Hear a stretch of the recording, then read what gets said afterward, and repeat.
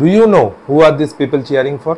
এরা কোনো fake influencer, fake গুরু বা কোনো কোরাপ্ট পলিটিশিয়ান বা কোনো ফিল্ম স্টারের জন্য এরকম চিয়ার করছে না। তারা চিয়ার করছে বেঞ্জামিন লিস্টের জন্য। কে এই বেঞ্জামিন লিস্ট? তিনি 2021 সালে নোবেল প্রাইজ বিজেতা হন কেমিস্ট্রিতে। তিনি যখন ফিরে আসেন তার ফ্র্যাঙ্কফুর্ট ইউনিভার্সিটি, জার্মানিতে, তখন তাকে ক্রাউড, তার ফ্র্যাঙ্কফুর্ট ইউনিভার্সিটির যারা পিয়ার্স ছিলেন, স্কলার্স ছিলেন, তারা এইভাবে ওয়েলকাম করে। শুধু তাই না, সাধারণ মানুষের মধ্যে, সাংবাদিকদের মধ্যে, মিডিয়ার মধ্যে একই রকম উদ্দীপনা দেখা দেয়।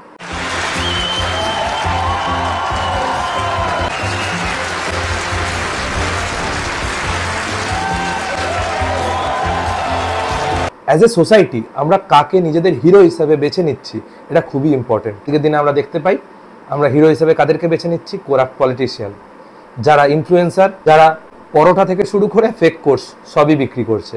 কিন্তু আমরা পরবর্তী জেনারেশনকে কি শিখিয়ে যাচ্ছি? কোনো কাজ ছোট নয়, কিন্তু যে সমস্ত মানুষ থিয়েট্রিক্স করে সেই কাজটাকেও বদনাম করে দেয়, তাদের দেখে একটা জেনারেশন শিখতে পারে না। জেনারেশন যদি তাদের দেখে শেখে, ওভারঅল জেনারেশনের কিন্তু ডিগ্রোথ হয়। সোসাইটি হিসাবে বেছে নেওয়া উচিত কাদের থেকে আমরা শিখব, এবং আমাদের হিরো হিসাবে যাদের বেছে নিচ্ছি সেই বাছাইটা যেন সম্পূর্ণ ত্রুটিমুক্ত হতে পারে।